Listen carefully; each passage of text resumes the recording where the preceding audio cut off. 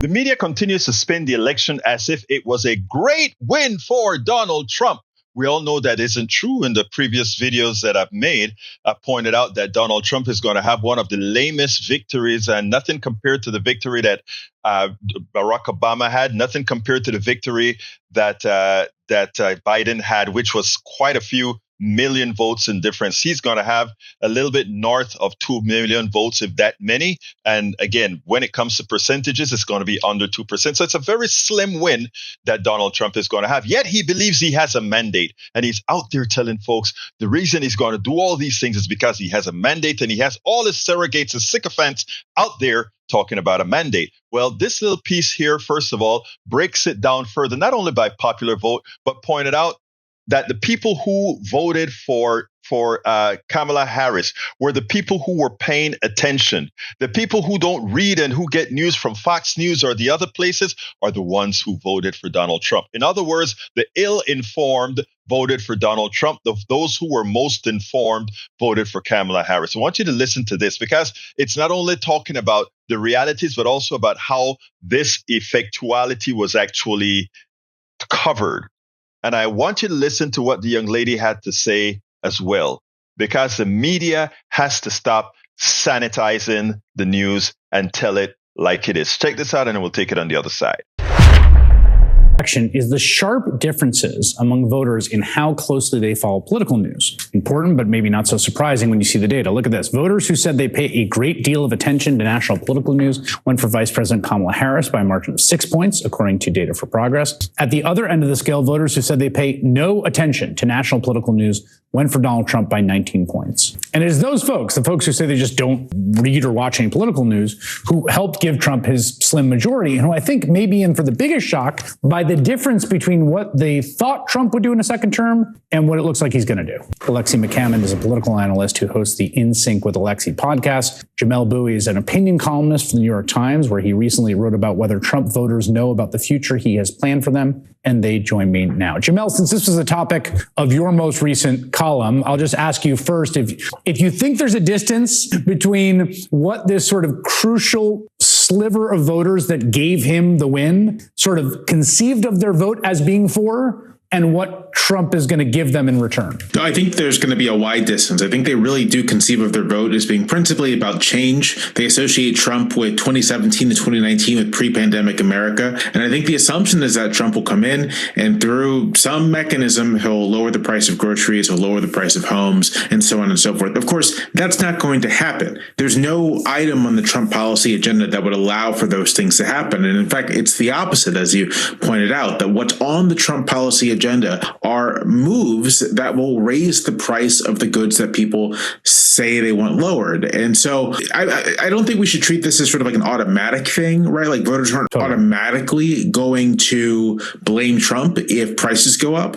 But the fact that prices may well go up if Trump does what he says he's going to do is an opportunity for Trump's opponents to begin or to really emphasize that people are not getting what they paid for. And obviously, Alexi, like there's no look in a sort of in this broad system of representative democracy we have. It's not like voters have particular views on a whole bunch of things. It's just the way it works. So I don't want to sort of hold an unfair standard here, but just it is striking to me that the talk about what swing voters said, why they were voting for Trump. And then this kind of like the Project 2025 example being the clearest, right? Like in polling, people really hated it. It had a worse approval rating than Hamas at one point in some of the polling. They disavowed it. And now you've got like the guy that wrote the FCC chapter, who they want to run the FCC, and a whole bunch of agenda items from Project 2025 being imported into the government. Yeah, I think it's really tricky because I think a lot about how people regard their feelings as facts. And we all know that feelings are not facts, but that is especially true when it comes to politics. That's especially true when it comes to something like crime, which I know we all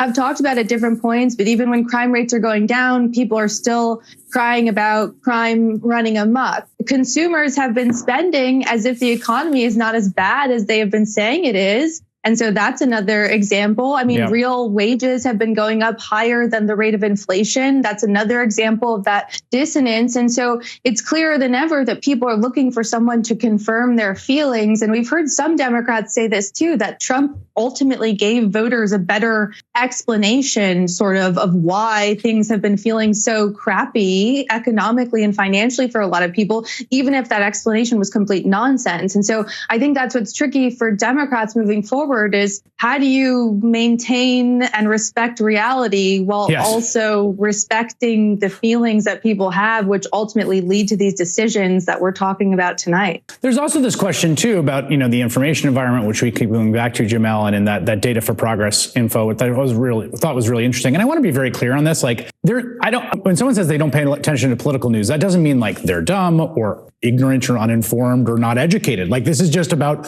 whether this is the kind of thing you pay attention to. I don't pay attention to hockey. Some people don't pay attention to political news. It kind of is what it is. But then the question becomes, when you nominate someone who's got a House ethics report about the allegations he slept with a minor, like, is there a universe in which that diffuses out into people? Because 20 years ago, I think it would, and it would be like politically damaging. And I think the bet they're making now is that it won't.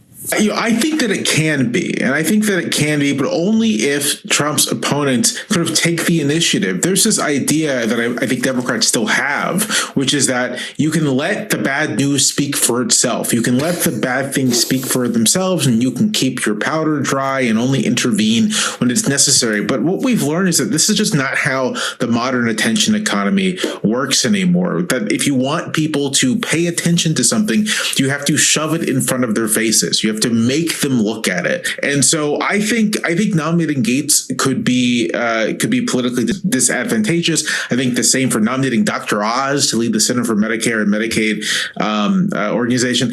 Those things can be politically damaging, but only if Democrats take the initiative to make them politically damaging. Yeah, and there's space here, I should say, just to back up what I was saying before about Project 2025. This is the NBC poll of voters' views of it were negative 57, positive 4%. And then here's Data for Progress has been doing some post-election surveys on folks on like actual things Trump's saying. So like, should he just make all recess appointments? 54% of voters disapprove.